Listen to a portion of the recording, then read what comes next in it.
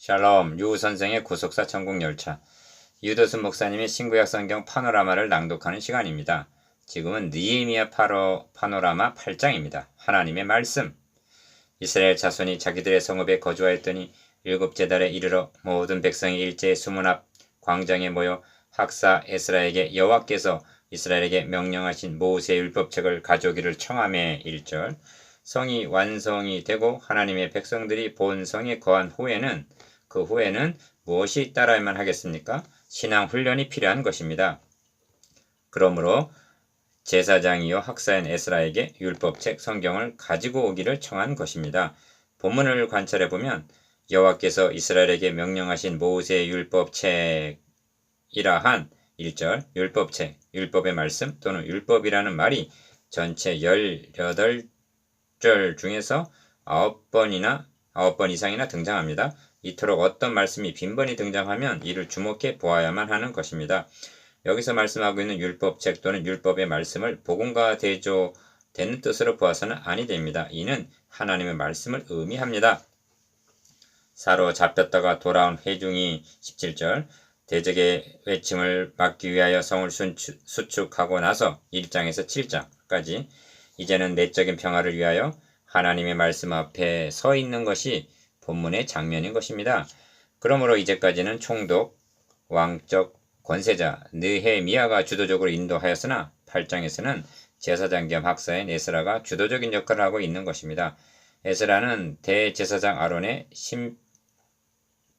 16대 손입니다. 에스라 7장 5절.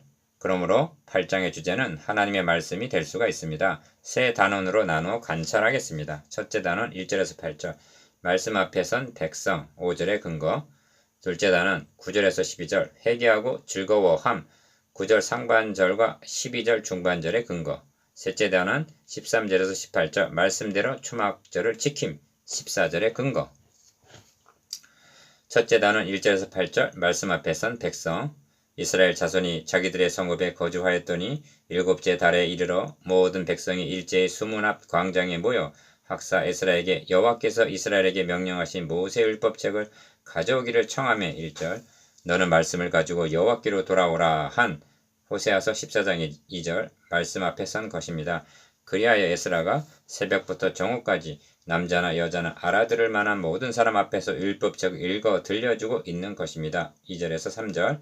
이 장면을 영상으로 그려보십시오. 에스라는 분명 모든 백성 앞에서 여호와께서 이스라엘에게 명하신 율법책을 낭독하고 있습니다. 그러나 관점을 달리하면 백성들이 하나님의 말씀을 듣기 위하여 말씀 앞에 서 있음을 깨닫게 됩니다. 그러므로 본 단원의 제목이 말씀 앞에 선 백성이 될 수가 있는 것입니다.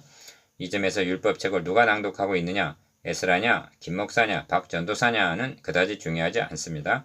그러므로 낭독하는 자는 바라보지 않아도 되는 것입니다. 중요한 것은 하나님의 말씀과 백성과의 관계입니다.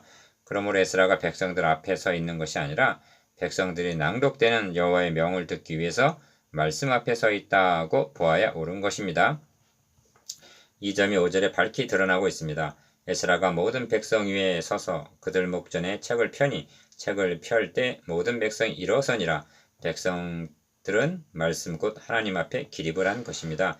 신약 성경에 나타난 동일한 장면을 보겠습니다.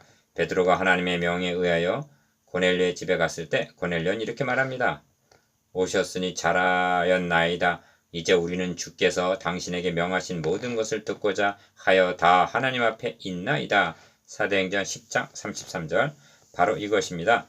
그들은 하나님 앞에 있는 것입니다. 하나님께 예배 시에 설교자가 봉독하려고 성경을 펼 때 예배자들이 다 일어선다면 얼마나 감동적인 장면이겠습니까? 누가 지시한 것도 아닌데도 말입니다. 저는 지금 외적인 자세를 말씀드리고 있는 것이 아닙니다. 내적인 마음의 자세입니다. 이는 말씀을 받는 자의 자세만이 그러해야 하는 것은 아닙니다. 바울 사도는 이렇게 말씀합니다. 우리는 수많은 사람들처럼 하나님의 말씀을 혼잡하게 하지 아니하고 곧 순전함으로 하나님께 받은 것 같이 하나님 앞에서와 그리스도 안에서 말하노라. 고린도후서 2장 17절.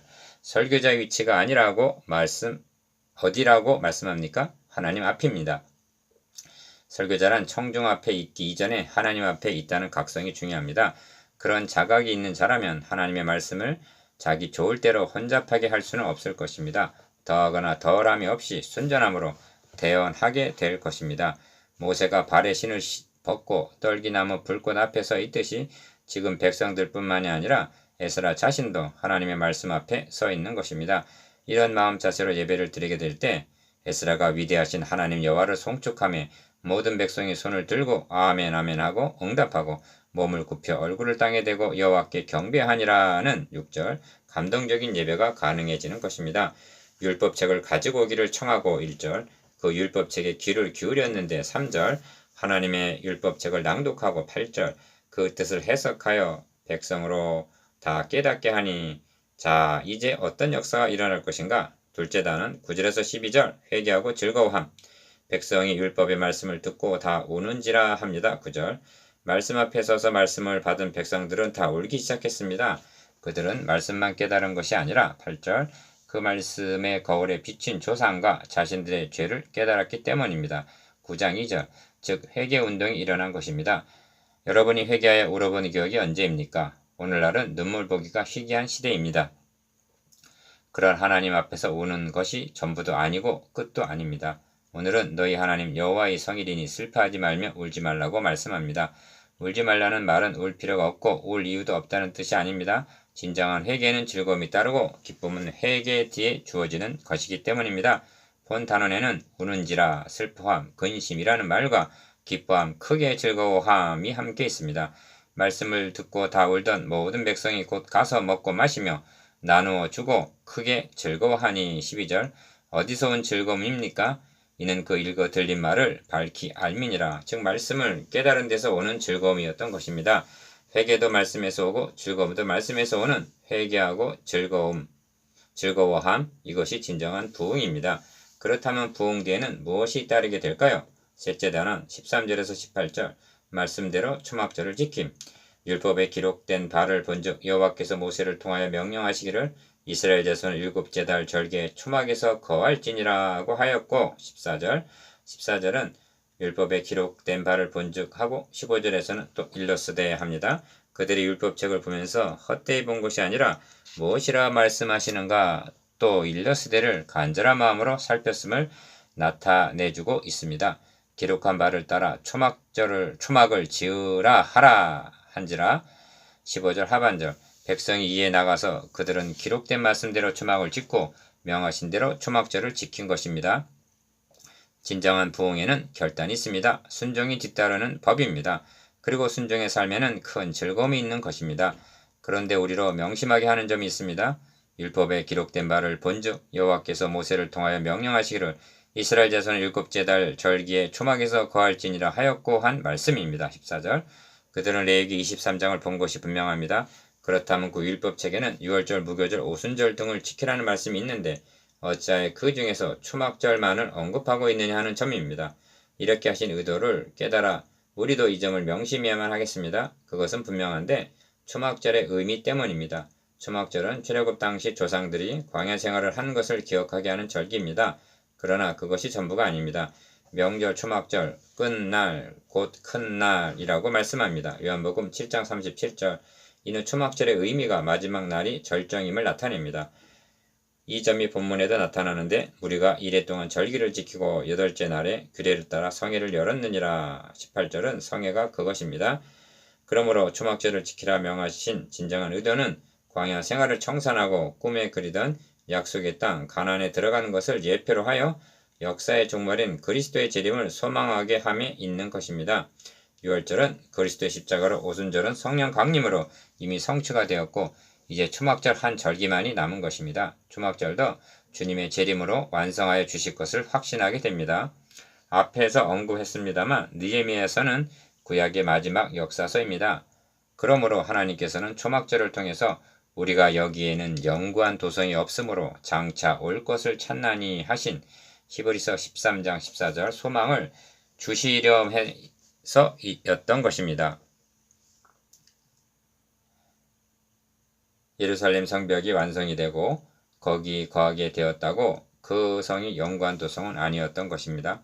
그러므로 같은 시기에 세움받은 스가랴 선지자도 해마다 올라와서 그 왕 만군의 여호와께 경배하며 초막절을 지킬 것이라 여호와께 초막절을 지키러 올라오지 아니하는 자가 받을 벌이 그러하니라. 스가랴서 14장 16절에서 19절 라고 초막절을 언급함으로 말씀을 마치고 있는 것입니다. 그러므로 이 시대를 살아가는 우리들도 너희가 그리스도와 함께 다시 살리심을 받았으면 위의 것을 찾으라. 거기는 그리스도께서 하나님 우편에 앉아 계시느니라. 위의 것을 생각하고 땅의 것을 생각하지 말라 하신 골로새서 3장 1절 2절 초막절의 정신으로 살아가야만 하겠습니다. 에스라는 첫날부터 끝날까지 날마다 하나님의 율법책을 낭독했다고 말씀합니다. 18절 성경은 다시 한번 우리들에게 회개운동은 그리고 부흥운동은 말씀운동으로부터 온다는 것을 일깨워주고 있습니다. 이스라엘아 너의 하나님 여호와께로 돌아오라. 너는 말씀을 가지고 여호와께로 돌아와서 아뢰기를 모든 불의를 제거하시고 선한 발을 받으소서. 우리가 숫송아지를 대신하여 입술의 열매를 주께 드리리이다. 호세아 14장 1절 2절 이것이 부흥운동인 것입니다. 여러분은 설교가 시작이 되면 오늘은 또 얼마나 오래 끌까 그것부터를 염려하고 있지는 아니합니까? 그래서 등을 의자에 기대고 쉴 자세를 취하지는 않습니까? 그렇게 한다면 선포되는 말씀은 흘러 떠내려갈 뿐 히브리서 2장 1절 아무 유익이 되지 못할 것입니다. 발에 신을 벗고 하나님 앞에 서 있는 자세로 말씀을 받으십시다. 하나님의 말씀은 거울입니다. 고린도전서 10장 11절 수술하는 메스입니다. 히브리서 4장 12절 그리고 치료하는 양약입니다. 시편 107편 20절 회개의 눈물을 흘리게 합니다. 그리고 크게 즐거워하게 합니다. 아멘.